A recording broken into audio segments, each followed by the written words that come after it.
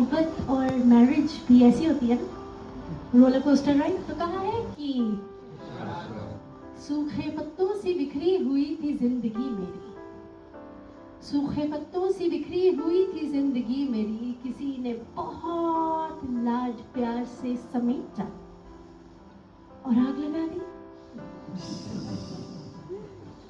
मोहब्बत और मैरिज भी ऐसी होती है ना, रोलर कोस्टर राइड, सीधी तो चलती नहीं। मैंने दरअसल मोहब्बत के सही मायने और शादी के सही मायने देख कर सीखा अपने नाना नानी को। वो बचपन में क्या होता है ना, नानी हाउस जब भी जाना होता था तो नानी बड़े प्यार से कहानियां सुना सुना कर सुनाती है ना। अगर ये कहानी आपको पता है तो साथ देना मेरा, ठीक है। तो उनकी कहानी का अक्सर पहला सेंटेंस ये होता था, एक सी राजा एक सी रानी, मेरी गुड़िया सब दोस्तियाँ। और मैं ढीठ और जिद्दी जैसे अब सुन चुके हैं तो मैं कहती रहती, नानी एक और एक और। अब ये कहती जब उनकी कहानी खत्म हो जाती, एक सी राजा एक सी रानी, दोनों मर गए, खत्म कहानी। तो ऐसे बड़े प्यार से नींद देती थी नानी। मेरी जिंदगी में कहानियों की शुरुआत उन्हीं की वजह से हुई।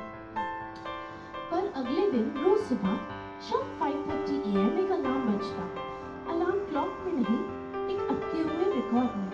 नानी के पास एक पुराना रेडियो था, पर ये रिकॉर्ड उसमें भी नहीं अटका होता था, अटका होता था नाना के हलक में। नानी का नाम था कुलदीप कौर। तो रोज सुबह 5:30 AM, ओ कुलदीप मेरा कुर्ता किथे है, ओ कुलदीप स्कूटर दी चाबी लिया दे, ओ कुलदीप चाह पिया दे, कुलदीप कुलदीप कुलदीप। मैं ना बड़ा घबरा के उठती और नानी ऐसे जैसे अभी वो शौक के साथ उठती और नानी से कहती कि नानी तुमको गुस्सा नहीं आता। तो नानी ना बड़े लाड प्यार से समझाती, पुत्र जी सरदार जी ਨੂੰ बोलना नहीं आता, वो बस जता सकते हैं। ਉਹ ਮੈਨੂੰ बस यही जताना चाहते ने, घड़ी मेरे को लाके चाह पी जा, मेरा दिन नहीं गुजरना। स्कूटर दी चाबी लिया दे, मैनू कोई राह नहीं नजर आना, बिन तेरे मेरा गुजारा नहीं होना। ऐसी नोक झोंक च मैं प्यार लब लेनी है, क्योंकि पुत्र जी प्यार एक बार नहीं होता, बार बार करना पैंदा, बार बार करना पैंदा। तो ये देख के तो मैंने सीखी मोहब्बत। पर वो था उनका टाइम, अब है हमारा टाइम। हमारे टाइम में ऐसा है कि अच्छा अब एक लफ्ज आएगा इसमें, खुलूस नियत, प्योरिटी ऑफ इंटेंशन, ठीक है। अर्ज किया है, चाहा था तुमको खुलूस नियत से, चाहा था तुमको खुलूस नियत से, नियत बदल गई, चाहत गुजर गई। जब मैं स्कूल में थी ये सिखाया जा रहा था कि बेटा पढ़ लिख जाओ, लाइफ सेट हो जाएगी। पढ़ लिख गए, कॉलेज में गए तो कहा कि डिग्री ले लो, जॉब मिलेगी, लाइफ सेट हो जाएगी। डिग्री ले ली तो कहा गया कि बेटा जॉब कर लो, वो भी कर ली, वो कर ली तो कहा कि शादी कर लो, लाइफ सेट हो जाएगी। अच्छा ये बात बता, लाइफ कभी सेट होती है क्या? लाइफ ना मुझे लगता है उसकी एक ही आदत है, ऐसे जब आप सीधी पटरी पर चल रहे होते हैं, बेटा चलो ये लो प्लॉट ट्विस्ट, है ना? तो लाइफ तो कभी सेट हो नहीं पा रही है। और नानी ने भी स्कैम कर दिया मेरे साथ कि शादी ऐसी होती है, वैसी होती है, किड्स मिलते हैं, रिस्पॉन्सिबिलिटीज बढ़ जाती हैं, और नोक-झोंक में तो प्यार है ही। मुझे भी लगा जब देख के अपने पार्टनर को मुझे बटरफ्लाइज फील हुई तो लगा यस लाइफ सेट, सब रिस्पॉन्सिबिलिटीज शेयर। अब वो बटरफ्लाइज नहीं एंजाइटी होती है ऐसा अच्छी मार्केटिंग करते हैं माँ बाप हमारे। शादी तो कर ली, इंसान तो बहुत अच्छा, हंसमुख एकदम, लेकिन ना मोहब्बत और इस शादी की एक बहुत ही खास बात होती है, ये जो नोक झोंक तो चलती रहती है लेकिन डेली बेसिस पर उसके बिना कई बार ऐसे बोरिंग भी लगता है ना। मुझे लगता है कई बार मैं लड़ाई सिर्फ करती ही इसलिए हूँ, आज बोर हो रहा है। इसकी खास बात ये होती है, मतलब बुराई तो हम सब करते हैं कि शादी शादी शादी, लेकिन खास बात ये है कि मुझे कोई कह के दिखाए बुरा, मैं चाहे जितना जलील कर लूं अपनी बीवी को, पर किसी में हिम्मत है तो कह के दिखा। चेयरलीडर भी तो वही होता है ना सबसे बड़ा। तो ऐसी खट्टी मीठी हमारी कहानी चलने लगी। पर हाल ही में रिसेंटली एक बड़ी फॉर्मल सेटिंग में एक ऐसे टेबल के सामने ऐसे हेल्दी हमारे अंकल एक बैठे, सफेद बाल, चश्मे लगाकर, सफेद मूंछ, एकदम क्रिस्प भारी आवाज में पूछते हैं कि बेटा शादी से पहले how many years were you dating each other? तो रिफ्लेक्स एक्शन की जगह की तरह हमारे जवाब आए। मैंने कहा 3 साल, आर्य ने कहा 2 साल। हम दोनों कंफ्यूज हो गए कि मैथ में फेल हुए थे क्या।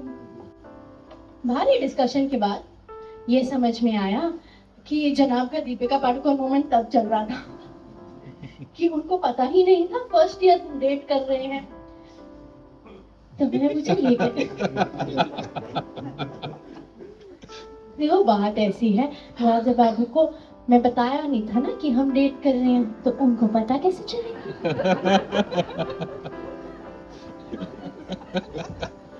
ये मैं आपको बता रही हूँ, इसकी सारी गलती नानियों, दादियों, मम्मियों और करण जौहर की है।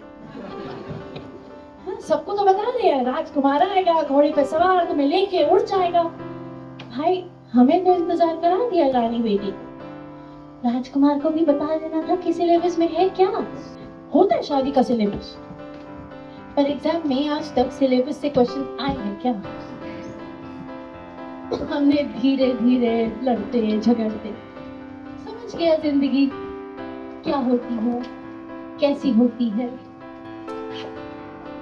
अब वो जिंदगी के चलते मैंने करियर बदले बहुत बार, बड़ी बार शून्य से शुरू किया, और ये बना मेरी हिम्मत। तो इसी हिम्मत के चलते रिसेंटली कुछ सालों से मैं कहानियां सुना रही हूँ, वही जो नानी ने बीज बोया था। तो ऐसा ही एक अपना Jasmine Babbar live story telling special लेकर हाल ही में मैं पंजाब गई कुछ दिन पहले। शोज तो बहुत अच्छे गुजरे, पूरे पंजाब ने बहुत मोहब्बत दी। पंजाबी में एक्स्ट्रा मोहब्बत कहाँ से आती है मुझे समझ आ रहा, क्योंकि हर मोहब्बत के साथ साथ में मक्खन जरूर होता था। 3 किलो वेट लूज किया था मैंने जाने से पहले, 4 किलो गेन करके आई। शो तो बहुत अच्छे चल रहे थे। लास्ट शो था दिल्ली में, जहाँ अक्सर आप अपना दिल खो देते हैं। तो दिल्ली शहर का शो कंप्लीट करके मैं जा रही थी अपनी सबसे मन पसंदीदा जगह। वो क्या है ना कि जब भी कहीं किसी शहर जाना हो तो अपनी मोहब्बत से मिलने भी तो जाना होता है ना। अब एक कहानीकार की मोहब्बत किस में होगी? लफ्जों में। लफ्ज कहाँ मिलेंगे? दिल्ली के सबसे पुराने book store, Fakir Chand book store. तो मैं वहां गई माथा टेकने। वहां पे बड़ी इंटरेस्टिंग बात हुई। वहां पे मिली मुझे हमारी एक कॉलीग, फेलो स्टोरी टेलर, बड़ी प्यारी कहानियां लिखती है, बहुत प्यारा सुनाती है, विमेन एम्पावरमेंट की बातें करती है। तो वो उस रोज उस शॉपकीपर के मतलब शॉप के ओनर को मेरा तारुफ करा रही थी। कहती है कि आप जानती हैं इन्हें, इनका नाम है, अच्छा कोई बात नहीं हम वेट कर लेंगे। देखो इंट्रो तो स्पेशल होनी चाहिए। बात कर लिया आपने? क्या नाम है आपका? क्या नाम है मैम आपका? हाय नेहा। नेहा क्या करती हैं? Oh lovely, extra lovely. भाई आपको बताना चाहिए, फोन नहीं बजना चाहिए। और किसी का बज रहा? देखो नाम ही तो कमा रहे हैं, उतना ही है अपने पास। तो ये स्टोरी टेलर मेरा तारुफ करा रही है, लफ्जों का कारीगर मेरा इंट्रो दे रहे हैं। तो कहती है आप जानती हैं इन्हें? ये है Jasmine Babbar, wife of Arya Babbar, daughter in of Raj Babbar. मैं ढूंढ रही थी, अभी आगे आएगा, उतना ही था। तो कैसे ना एक क्षण में जो लफ्ज बुनता है, कैसे शून्य पर आकर गिरा देता है आपको। वो जो इतनी हाई थी कि भाई शादी के प्लसेस ढूंढ रही थी इतने सालों से। ये भी रहता है क्या कि आपकी शनाख्त, आपकी identity, Jasmine Babbar, wife, daughter in law, भाई बीवी और बहू से भी थोड़ा सा ज्यादा कुछ किया है जिंदगी में, है? तो ऐसा भारी सा जो इतना हैप्पी मन था, थोड़ा सा उदासी भर के उसने लौट आई मुंबई। अब मुंबई का ट्रैफिक देखो कितना प्यारा वेलकम देता है। उस रोज मुंबई एयरपोर्ट से घर जुहू लौटने के लिए 2 घंटे लगे। तो रात को थोड़ी देर हो गई, आर्या सो गया था जब तक मैं घर आई। तो हमने ये एक्साइटमेंट और एंजाइटी बांट ही नहीं पाई। और उस रोज आर्या को बुखार था बहुत तेज, तो मुझे लगा उठाना भी तो सही नहीं है ना। तो मैं कहा चलो जाने दो, भूख भी लग रही थी, पर घर में जब बर्तन की आवाज आती है, ऐसा हार्ट अटैक आता ना इमरजेंसी वाला, छोड़ो कल सुबह बात करेंगे। सुबह हुई तो हमें कॉफी पसंद है सुबह सुबह पीनी। अब कॉफी पे हम वैसे तो हम दोनों, हमारा एक डॉग, हम अकेले रहते, पर जनाब मुझे पूरा फीलिंग दे रहे थे घर में सास के होने का। भाई एकदम बनाते हुए पाँव पटक पटक के पूरे घर में चला जा रहा था, और हलक से एक आवाज नहीं आ रही थी। मैंने कहा क्या हुआ है, अब क्या किया है मैंने? नहीं, मुझे कि सर कुछ कहने। सुबह से दोपहर, दोपहर से शाम हो गई, इतना टटोला, फिर जाके समझ आया। उन्हें लग रहा था एक तो इतने दिन बाहर, रात को लेट आए, मैं बीमार हूं, हमारी खैर खबर नहीं पहुंची। बताओ यार, ये हमारे मास्टर के लड़के ना जब बीमार होते हैं एक्स्ट्रा लाडले हो जाते हैं। मम्मी क्या किया है आपने, हमको रीट्रेन करना पड़ रहा है। पर अब नजरिए की बात देखिए, मेरा तो आपको पता है मैं क्या सोच रही थी, खाना खाए बगैर सो गई। तो मेरे जाविये से, मेरे नजरिए से ये इंसान गलत, इनके नजरिए से मैं गलत। थोड़ा एक दूसरे के नजरिए से बाहर निकल के देखें तो कोई भी सही गलत नहीं है यार। It's just a matter of point of view. पर पिछले 10 सालों में हम दोनों एक चीज में एब्सोल्यूट एक्सपर्ट हो गए थे, रात गई बात गई, मत बताना में एक्सपर्ट हो गए थे। वो क्या है ना, मुझे ऐसा लगता है मैरिज में रियलिटी का डिल्यूजन ज्यादा चलता है, और हम अक्सर अपने प्रॉब्लम से डिफ्लेक्ट करते रहते हैं। पर जनाब बात ऐसी है, मत बताना जितने रिश्ते बर्बाद करता है उतनी तो शिकायतें भी नहीं करती। और हमारी कंडीशनिंग ऐसी होती है कि एक घर में कारपेट होता है बड़ा सारा कालीन, उसके नीचे हम अपने इमोशंस झाड़ू लगा लगा कर छुपाते रहते हैं। फिर एक दिन वो फटते हैं, बहुत ही बकवासी लड़ाई पर। और लड़कों को ये अक्सर कहा जाता है ना, याददाश्त कमजोर है, कुछ याद नहीं रहता। मैम गलत है, मैं गारंटी ले सकती हूँ। मैंने 10 सालों में जितनी दालें जलाई हैं और जितने खानों में नमक कम रखी है, किन किस इंसान को याद है, हर लड़ाई पर लिस्ट बाहर आ जाती है। मगर अगर मैं कह दूं कि मुझे ये पसंद है, ले आना आज शाम को घर, प्लम्बर को बुला देना, एसी ठीक करवा देना, वो तो बड़ा ऐसी सिलेक्टिव मेमोरी है। सर अग्री कर रहे, सर ने भी यही किया बहुत बार। क्या तो ऐसा आ जाए, सिलेक्टिव मेमोरी लेके चल रहे हो, फिर भी साथ निभा रहे, पर घड़ा किसी ना किसी दिन तो फटता है ना। और एक और बड़ी इंटरेस्टिंग चीज होती है, किसी को बताना मत, तो अपनी प्रॉब्लम्स अपने तक महदूद रखो, अपनी इश्यूज अपने घर में रखो। ये कैसी कंडीशनिंग हुई भला, जबकि थर्ड पर्सपेक्टिव आ ही नहीं रहा है। तो हमारी 10वीं सालगिरह थी 22 फरवरी को अभी, तो मैंने ना उनसे गिफ्ट मांगा, ये दफा गिफ्ट मेरी पसंद का होगा, इतना आके मैरिज काउंसलिंग लेते हैं। क्योंकि बात ऐसी है कि निब्बा निब्बी का खेल नहीं चल रहा है ना, शादी में ब्रेकअप नहीं डिवोर्स होता है। और तुम हार्दिक पांड्या जैसे जीनियस नहीं है ना, बहुत भारी पड़ सकता है। अब इनका सोल्यूशन देखिए, लड़के बहुत अतरंगी सॉल्यूशंस निकालते हैं लाइफ में। मैंने कहा थेरेपी लेते हैं। 22 फरवरी 2026 को इंस्टाग्राम पे अनाउंस करते हैं, एक प्लेलिस्ट डाला, अनाउंस कर दिया, जिसका टाइटल रखा मैरिज की छुट्टी। और इसकी कहानी क्या है? दो लोग जिनकी बन नहीं रही है, काउंसलर के पास जाते हैं और क्या होता है, जब स्क्रिप्ट लिखने बैठे तो जब भारी क्वेश्चन आया ना कि काउंसलर के साथ क्या बातें करेंगे, तो मेरे पास आए, मैं लिख दो जरा। वाह बेटा, मेरी चीज मुझ पे भारी।